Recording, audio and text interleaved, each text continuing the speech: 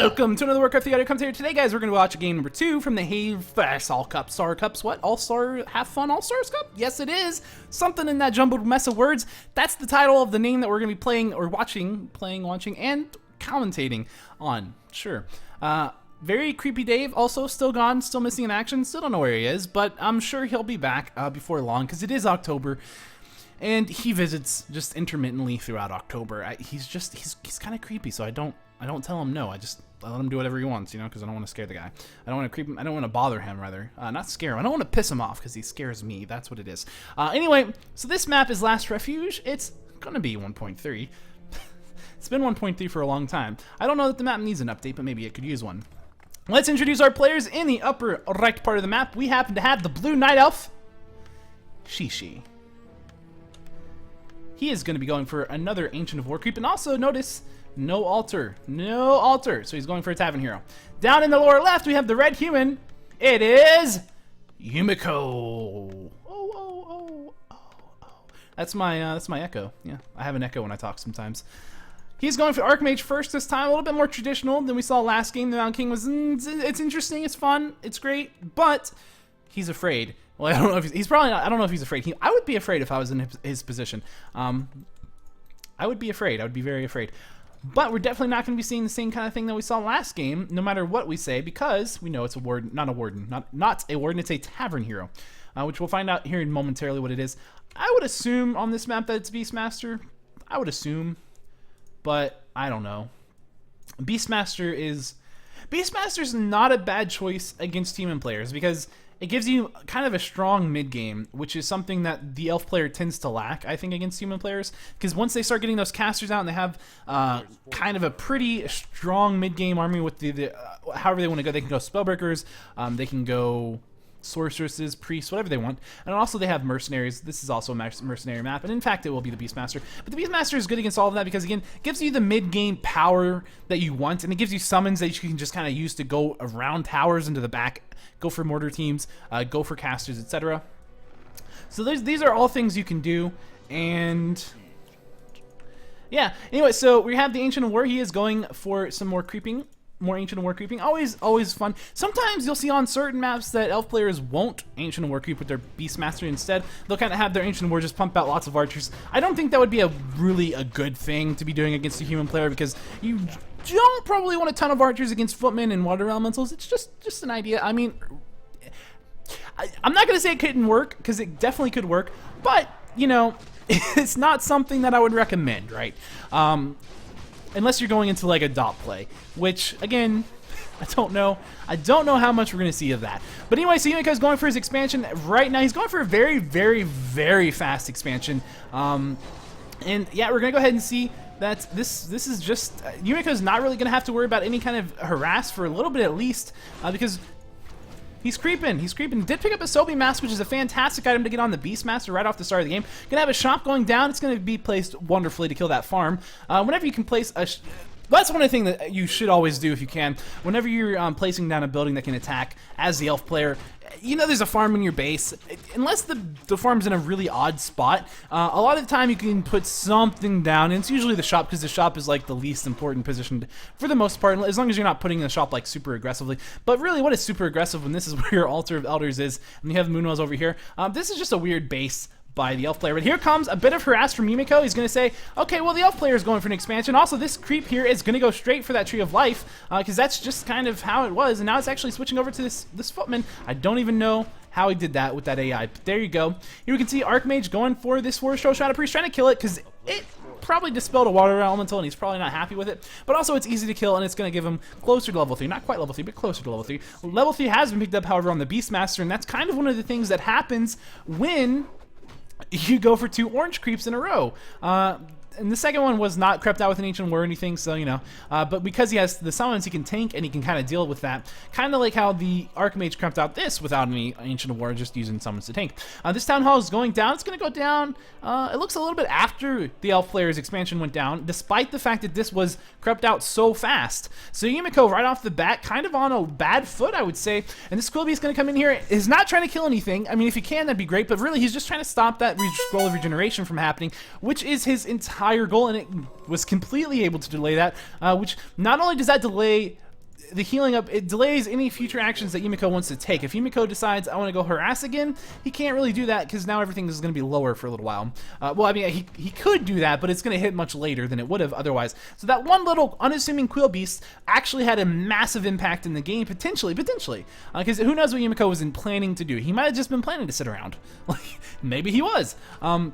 But seeing as he's coming up this way, it looks like he's preparing to come back for the harass on this. He was probably trying to get the cancel, and this is going to be that dire Quill Beast, level 2 now, and he is going to go for these footmen. He's just going to cancel the Scroll of Regeneration on 2 of them. He's not really concerned about killing things again with this thing. He just wants to make this a harder thing. He wants to keep that Tree of Life alive. We've seen it time and time again where the human player just suicides their early game army into their opponent's expansion when the opponent goes for that fast expansion. So not only is the Beastmaster being something that gives him mid-game presence, it's giving him massive early game map control, which is definitely something we don't see that often against human players. And no small part is that due to the fact that Yumiko went for such a fast Town Hall. He went straight forward. He did not get level 3. This Archmage is still not level 3.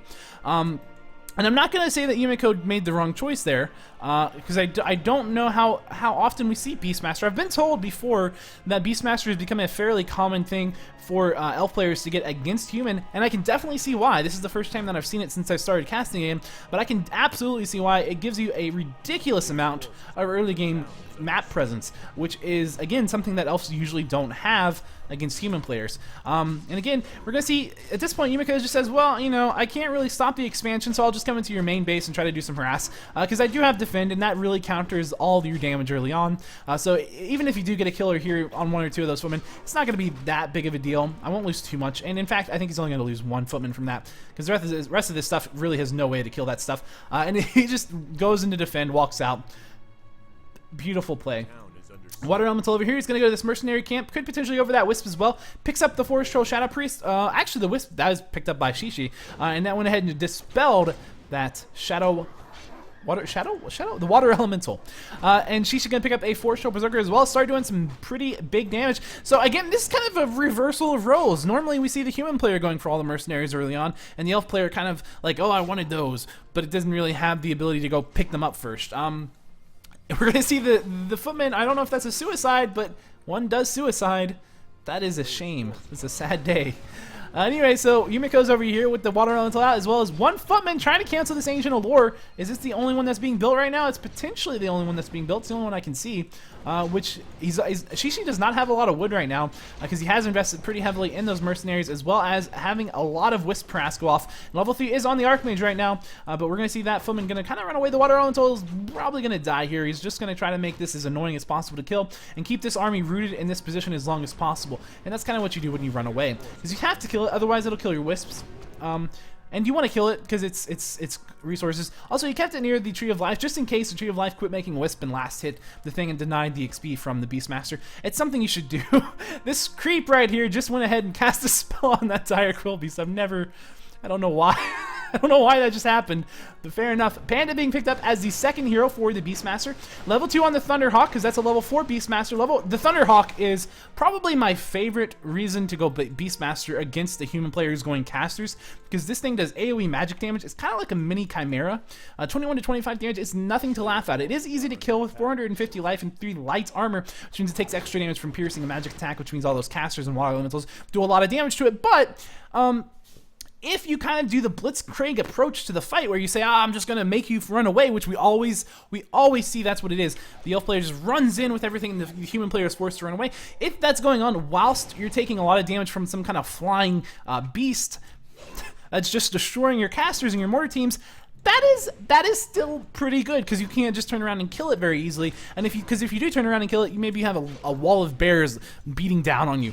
So there's not really any easy way out of that position. And again, though, we're going to see Yumiko. He's just doing his best, and he's doing a pretty good job here, just harassing these Wisps, keeping the wood income very low for xixi, and that is very important, because right now he does not have the map presence to do pretty much anything else. And this can go one of 2 ways when you don't have map presence. Either they can creep up like crazy, which is a really big concern if they have a high-level Beastmaster, high-level Panda. Also, level 6 Beastmaster has Stampede, which is one of the best ultimates in the game, probably, for breaking these kind of entrenched positions that the human player likes to take. Now, because if you pop that, it just turns around, and it just, all they're like thunder lizards that just kind of bomb. They're kind of like little sappers, and they just AoE and explode everything. You can't fight in that, absolutely. You do have the ability to stun them, but that's only if you can basically get into position to stun him. It depends on how he does it, because it's like a screen-wide effect. It's really, really large. And why not go back to the Dota references? It's basically the Tinker's little clockwork goblins, except on crack. So it's fun. Also, Thunderhawk, really great for scouting around. Now, we haven't really taken a position to look at the human player's tech or anything just yet, because we've kind of been watching what's going on, but we'll get to that here in just a second. We do know right now at this position it stands that xixi has had really delayed tech. But Yumiko does have Workshop up. He does have the Arcane Sanctum. He's got the Keep tech. He's got 3 Arcane Sanctum, so he's going to be able to start pumping out a lot of mid-game. And xixi says, I'm in such a good position, I'm going to creep right beside you, and there's nothing you can do. We're going to see him try to steal. I don't know if he stole anything. He did pick up the Wand of Illusion right there, but I don't know if he got the experience for that. Footman going down, Archer going down, War Elemental going down, whatever. I mean, this is quite an aggressive creeping. I mean, I've never quite seen anyone creep this aggressively. Literally, they're side by side. The Beastmaster's taking a lot of damage right now. There aren't any bears out with Rejuvenate, so he's going to have to be a little careful here. He can't get healed up by the Forest Troll Shadow Priests, but again, that's about it. This Dryad is going to take some serious hits by those mortar teams, might even lose it. Maybe not, maybe not. The creeps are just being crazy. Oh, man, just as if to say... We are on the human side today. That Murloc Huntsman is going to cast another ensnare that's going to cause that Triad to go down. I would imagine xixi's not happy about that. I would imagine that after this game he just loads up like a custom Last Refuge and kills those Murlocs just because he's pissed. It's what I would do. It's what any sane person would do. Really. The Beastmaster doesn't care though. He's creeping. He doesn't care if he's a little bit low because it's just not a big deal. We're gonna see xixi. He's gonna creep as aggressively as he can because he says right now I have map control still. I may as well make the absolute most I can out of it, and he's doing that fantastically. Again, experience on these heroes is just incredibly important. Every single level up on a Beastmaster is a big. Every one of them is a big deal. The most lackluster one is level 2, I will say, because the Hawk doesn't attack. But it becomes pretty scouty.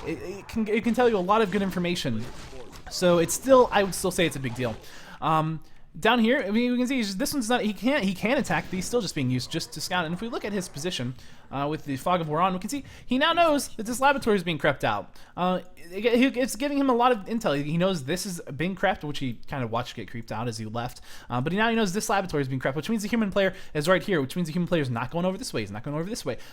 So that gives him all kinds of really intelligent information that he can then use to intelligently assess his position. I'm just using the word intelligently now, to decide what he wants to do. If he wants to come to this side of the map, and what he's doing is he's coming to this side of the map. He's still saying, well, if I creep out this and the human player's on this side of the map, the human player wants to come up this way, there's not going to be any creeps left. And that's pretty smart. The other option is obviously he could come down here and creep out the red, but I think he knows about that farm. We can look and see. Yeah, he knows about that farm, so he knows if he goes over that way, he'll be scouted immediately. He could creep this one out maybe for secret, but maybe not. Instead, he's just going to creep out this one, and he's going to say, okay, I can maybe even do some push, because I know the human player's right there. Also, here comes Yumiko building some towers. Now, the other thing that the Hawk is kind of nice about, as well as the Quill Beast, really, is that they're both really good at picking off these towers as they get built. So we might see that happening right now. And the other thing, too, not only all of that, but they're also both excellent at taking out flying machines. If you're having to trade, flying machines are kind of an integral part to the strategy that Yumiko's playing. They're actually really important because they prevent flying dragons from doing, fairy dragons from doing too much damage to your casters. And again, that's important because those guys are spamming spells all over the place. They need to be, and that's why you have the Brilliant Sword. That's why the Archmage is so good in this matchup.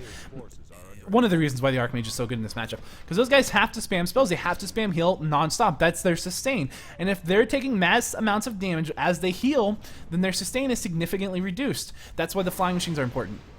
But here we go. This is going to be a position. Yumiko is going to entrench himself right into it. He's got this. This is an incredible choke point, by the way. This is going to be really difficult for the elf player to ever get into. He could suicide stuff if he wants to, but also just note this. You're going to see 2 fairy dragons. Normally 3 fairy dragons. xixi knows. He's like, I know with these summons, I know that you can't make a whole bunch of flying machines without me easily punishing you. I'll easily punish you for it. So I'll easily have a whole bunch of these fairy dragons, and I'll use them, and it's going to make this really difficult for you. So while he can't break this kind of choke point, what he can do is he can prevent it from being extended into the space. He can also prevent it from actually going on to those creeps and actually starting to kill and creep out the creeps just a little bit.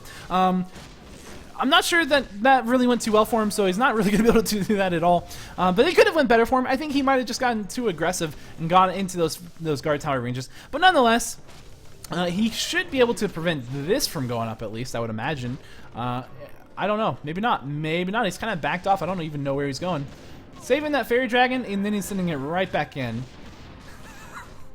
That is just a case of bad micro. But fair enough. He's gonna go ahead and look.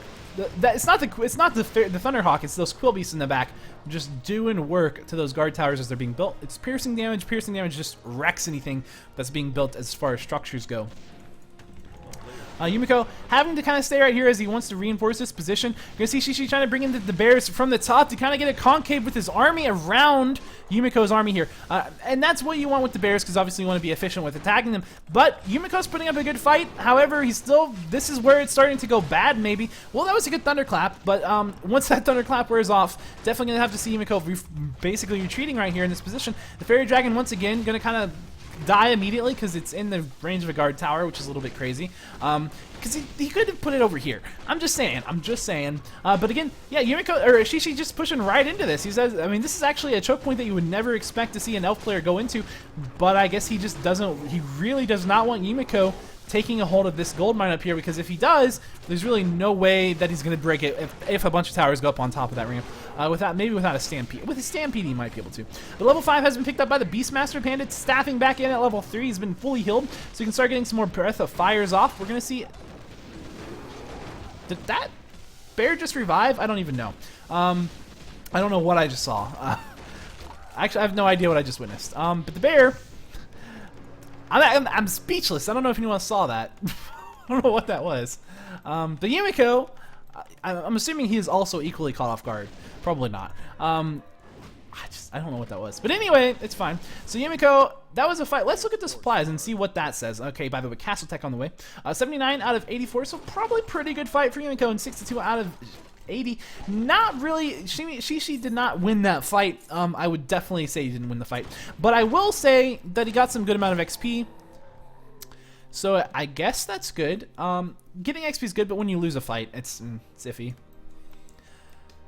I don't know quite what he was hoping for. I would never have expected him to fight right there, I'll be honest, because it definitely seemed like that's a very difficult position to win from. Because I mean, even if things go bad, the UN can just keep backing up in that. I mean, just look how long of a choke point that is. That is a well-entrenchable position.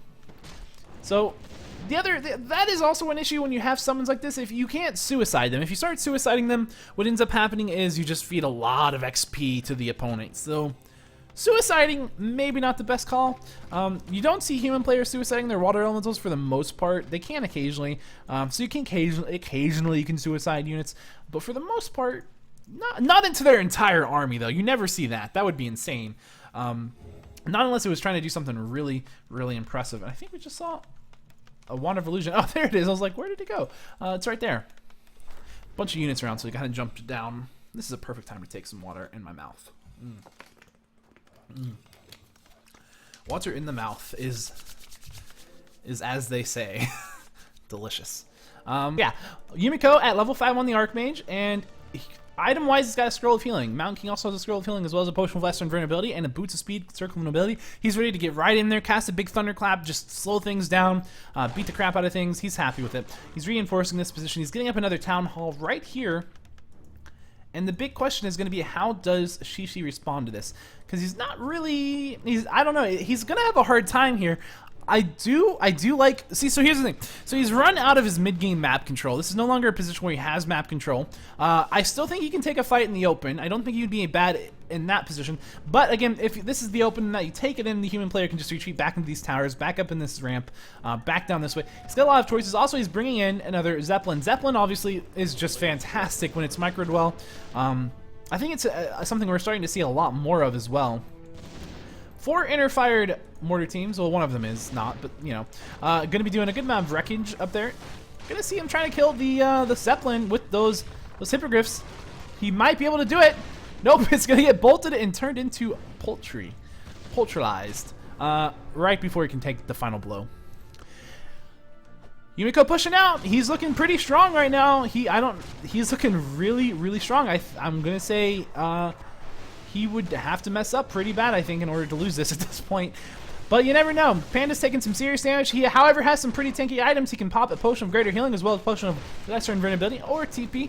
He could get staffed out. He's going to pop the Potion of Greater Healing. So all of that damage that he did, not really a big deal. And actually, because Yumiko focused that guy, his army in the open kind of got a little bit of damage on it. So it's maybe looking a little better for Xixi. There's a Chimera out at this point. We're going to see a couple of these flying machines try to do something, but those ranged guys in the back are going to absolutely prevent that from happening. Mountain King kind of getting low as well. He's getting into a position where he wants to be aggressive to try to finish off that Panda Brewmaster, but it's not going to happen as there was a Potion of Lesser Invulnerability. And once he gets that, having that worn off, I can't speak.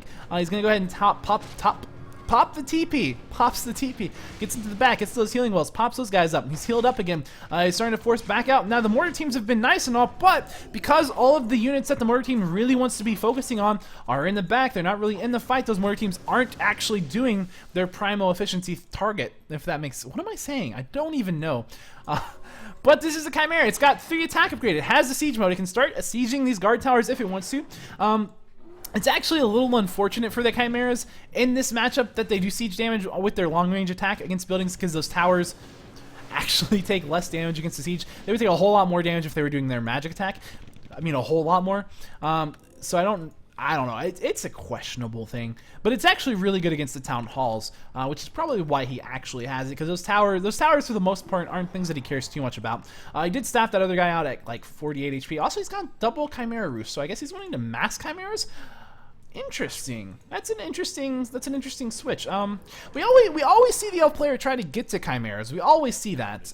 Like just almost always in the late game. It is good. It's effective. It's not the best against the flying machines, but you have the Panda, who is pretty good against the flying machines. You also have these summons, which are pretty good against the flying machines. You have the Dryads that haven't really been dying, pretty good against the summoning machines. It almost looks like Xixi's been trading out his bears at this point to go into a kind of a chippo army, which is something you don't tend to see in solo. But again, because he has all these summons, he can kind of, I think, make that work. I think that's actually justifiable to trade out bears for that, because the bears aren't good at the kind of blitzcrank fights. Those mortar teams are trying to do something over here. They're going to take one of those Moonwells out. We're going to see one of those Chimeras getting bolted, but again, they can't really kill the Chimera because it has so much life, and because of this army down here, which is just going to say, well, I still have some bears, and I still have my ground army, and it can still kind of put you in a bad spot, especially if you have to start investing heavily into flying machines, which I just kind of destroy, and we can see that happening quite effectively. In fact, the water elementals are still an issue for those Chimeras as well, but because there are Dryads that can sit there and just dispel them, that's kind of less of an issue. And now this is a position that I think actually looks pretty okay for Xixi. He's not in a great spot, though, in terms of, like, definitively winning, but he's kind of getting low. I think he has to back out. But he's not in a bad spot either. He's actually forcing Yumiko back repeatedly. We're going to see one of those Chimeras going down. But this is an army that's had incredible sustain so far. We're not really seeing anything die. I mean, that Chimera is the first expensive unit that I think has died in quite a while. I mean, look at the economy, though. I mean, you can definitely tell with that. Xixi's sitting at 2,000, 63 out of 70. Yumiko's sitting at 1,700, and he has 2 gold mines running. 2 gold mines running. We're actually going to start seeing some tanks being produced from those workshops down there. And, I mean, absolutely, Yumiko is just being bled dry, even though he has basically double the economy of his opponent. Well, this actually, I'm not even sure if that's the case anymore, because he's down just to 1 gold mine with 10,000 gold in it versus, well, no gold mine. So, infinitely more economy. Infinitely. That's a joke I should have used when I was casting an Infi game. Anyway, so these mortar teams, I mean, Xixi's just trading really efficiently here, and that Beastmaster's at level 5.9. 33 XP from level 6. He's going to get it, and that could be the nail in the coffin. I mean, if we're seeing him play this efficiently, oh, and those mortar teams could be starting to take some serious damage. Nope, not even going. He's going for the casters. He doesn't even care. Fair enough. But Xixi, I don't know. I mean, this is a potentially bad spot here. Yumiko is getting these towers. Well, I don't know. It's starting to look really bad for the elf. Really bad. Not out of the game bad. He could definitely still. He's not out of the game. I would definitely say he could still do this. If he can, because look, if he can win one fight, this is nothing for him to deal with. In fact, he doesn't even need to kill all of that. All he needs to do is kill those peasants, really. And he's got chimeras, which can absolutely do it. He just needs to basically take a fight at this position, or at this point. He just needs a fight. Also, he should he should definitely have had some summons down here stopping this. That is a big misplay in my opinion, because he easily could have. A couple tanks up here doing some damage, gonna basically make everything fight them. Oh, level 5 on the Panda and level 6 on the Beastmaster. The other thing too though is this is cool, but again, this is not that big of a deal because if the elf player wants this, he can still fight right here. So those towers need to kind of creep out a bit before they're at the point where it's kind of like the death blow. But again, it's not impossible. You're gonna see the level 6 Archmage has come out, and he's gonna go ahead and mass TP, and down he goes down here, and it looks like I don't know what he's trying to do, but he's gone down here. He's going for the Tree of Eternity. He could actually stop this, and that could die. I mean, there's absolutely no way that the Beastmaster's going up that way. He sees all those towers. He's like, okay, I can't go that way. In fact, he's just gonna call good game. He says, you know what, I can't go that way. I can't fight you anywhere else, so good game. And that's a shame because we didn't even get to see the Stampede, because I think the Stampede would have been really effective against that army composition. But both players played that really well. Xixi just, I don't know.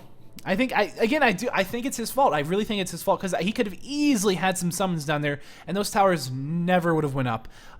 He should have known, in my opinion, because he's so good, that okay, my gold mine just went out. The human player has all the other gold mines except that one. I need to secure that position. He could have had a wisp down there scouting for it. There are so many things that he could have done, and he could have easily prevented those towers from going up.